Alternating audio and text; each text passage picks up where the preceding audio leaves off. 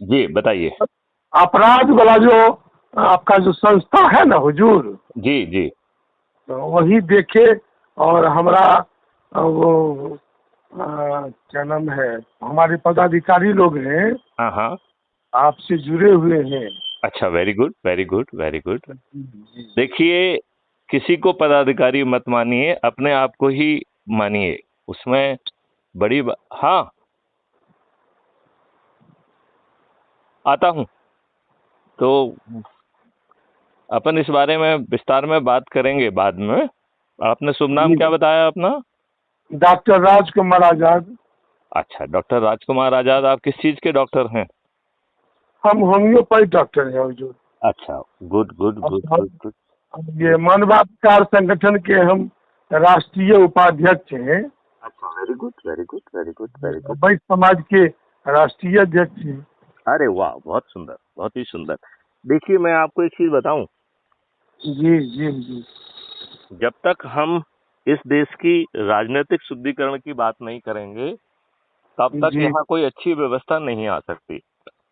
जी जी ये बात आप सहमत हैं कि नहीं? जी सभी जी हुजूर। समस्याओं की जड़ जो है वो राजनीतिक भ्रष्टाचार, राजनीतिक बदमाशी, और ये राजनीतिक दल अपने लाभ के लिए हैं।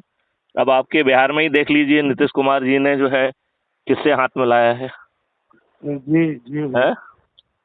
गलत किया कि नहीं किया? जी जी सर।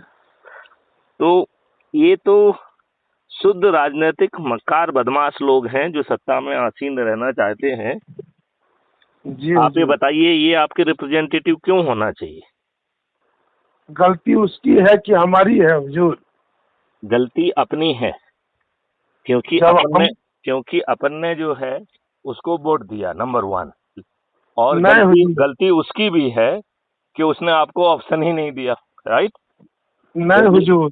हाँ हमारी जो अपनी सोच है, हाँ उसी समाज में अपराधी पैदा लेता है हाँ हाँ।